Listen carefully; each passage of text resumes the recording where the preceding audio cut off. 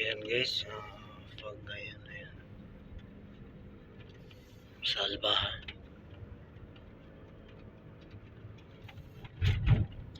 So, punta tayo ng Nawan. Medyo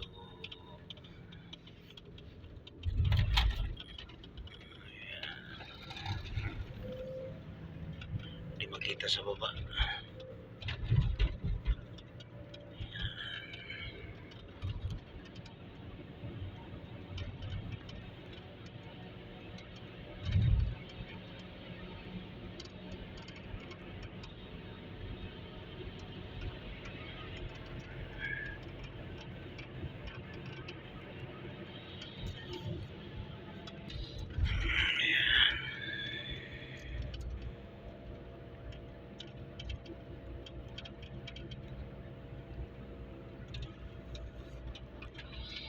Punta tayo ng Nawan. Gunfuda. Pero nasa lubong natin yung lamig sa Alba. Ayan. Ayan o. Grabe. Ang lamig.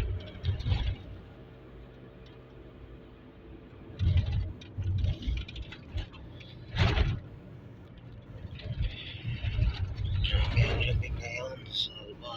Ayan. Umakyat sa bundok. Ayan.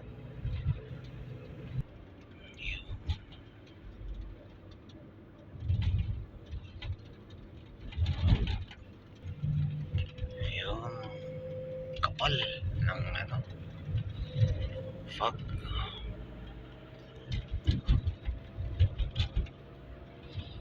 Ngayon lang ako nakasalubong ngayon sa salubong sa Alba. Ayan ako umakyat sa bundok.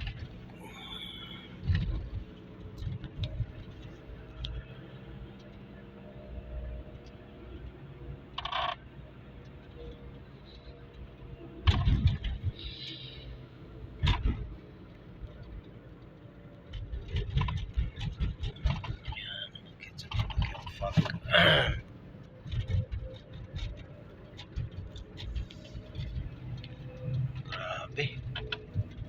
Ayan ganda tingnan yan pag nakalapat yan sa lupa. Grabing lamig. Ayun nyo. Grabe.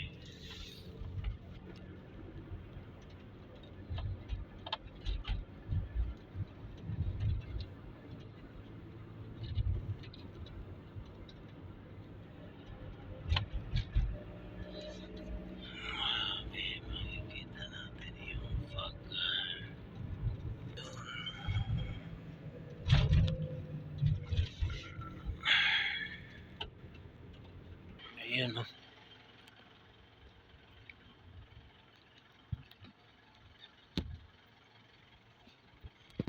Ayan, doon tayo galing sa taas. Ayan. Baba tayo. Ayan. So ngayon grabing lamig. Hindi na makita yung sa taas. Ayan. Yung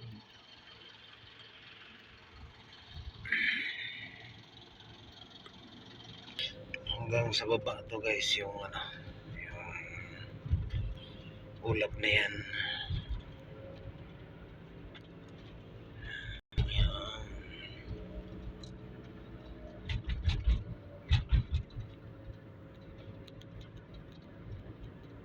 Kapal.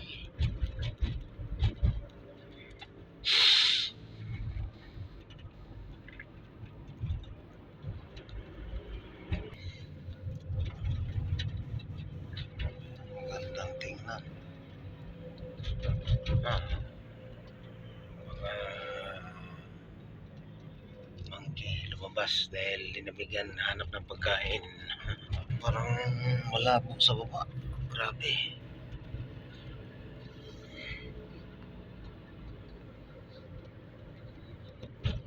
Baka sa Mikwan nito parang malakas yung sa baba. Tapos Nawan. Doon ang destination natin yung sa Nawan. Kaya malamig kagabi eh. Natulog kagabi, grabing lamig. Kaya pala mayroong fog. Yun, oh, kapal. Grabe. Hindi tayo nag-aircon ngayon dahil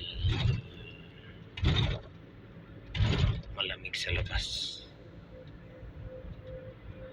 Kaya makasave tayo ng gas dahil walang aircon. Hindi na makita ang bundok ng Albaha.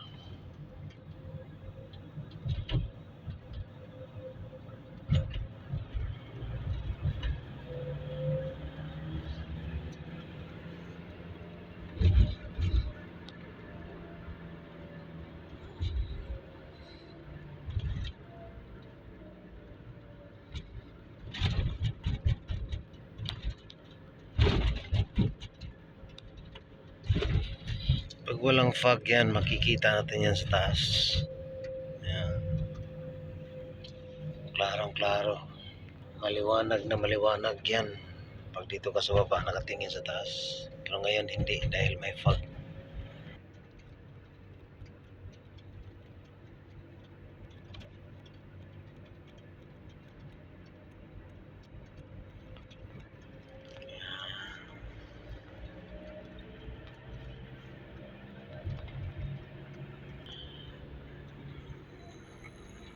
Parang patapos na itong lamig. Kaya lumabas siguro itong fog. Yan ang sinyalis eh. Ayun, hindi na makita yung daan.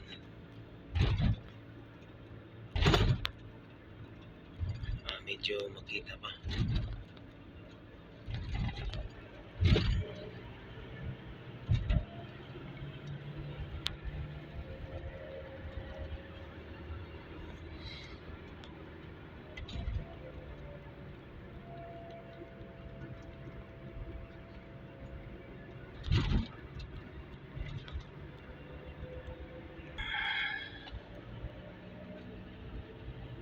Marami nakatambay dahil malamig rito.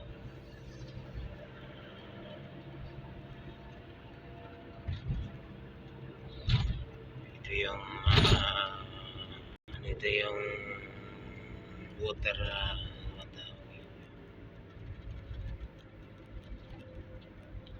ito sa gitna.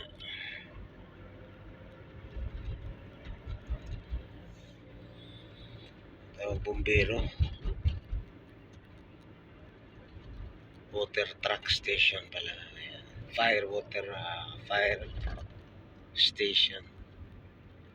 Ayan, may ano sila sa gitna. Wala na talaga tayo. Wala na.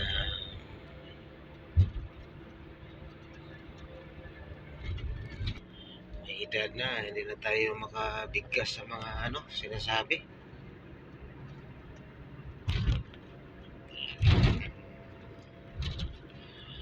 Paubos na yung natin, yung lakas isip.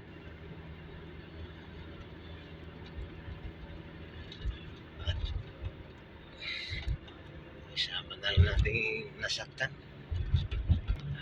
kung mayroon.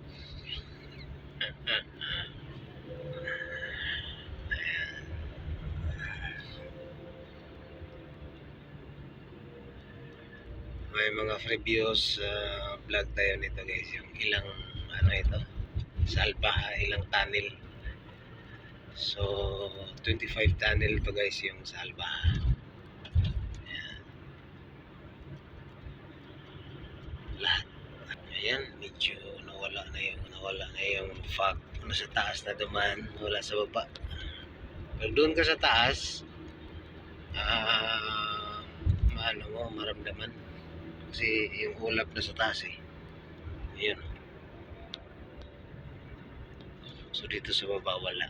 Yung lamig na lang ang meron. Pag lamig, nandyan yung tiglabay sa purol. Sarap kumain ng gulay, no? Yan ang kadalasan sa mga kababayan natin na taglamig.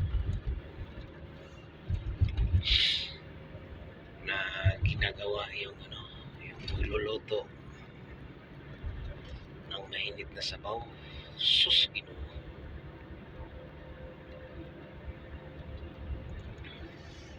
Ayan.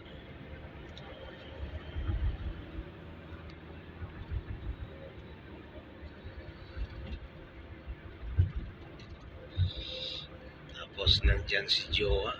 Nako, huwag naman ipulutan. Kainan lang awiste. Ano pala, yung salo-salo ba ng anong niluluto nyo na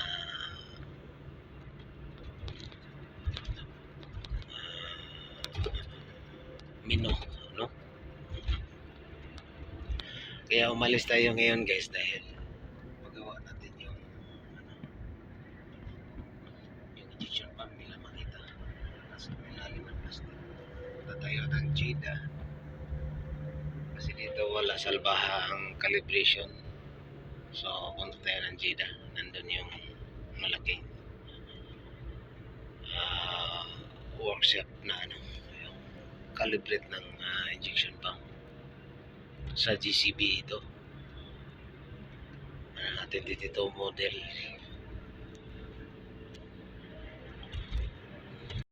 Ang kasunod nito guys, yung tapos nitong taglamig, tag-init na naman sa dito. Kaya dito sa Saudi with love, hindi mo maano ano bang ibig sabihin yan, yung lamig at saka init ba. So kailangan matibay yung immune system mo dito dahil pag hindi ka madali ka magkasakit dahil palitan mainit, lamig, mainit, lamig. Mga baguhan na pumunta rito kailangan matibay mo, matibay kayo kasi, pero may guys, yung may kaibaan na dito sa Saudi, medyo may lamig na,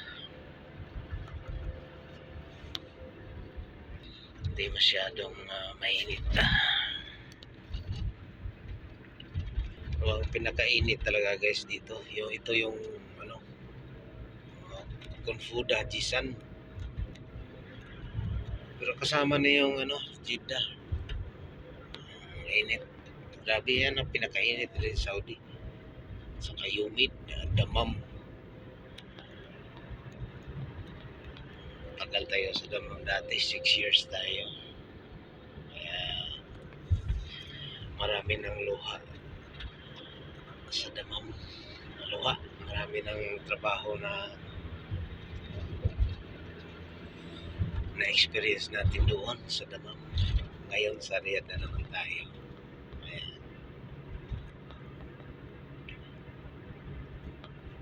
Dito sa Riyadh, ako rito 8 years sa damam. 9 years pala.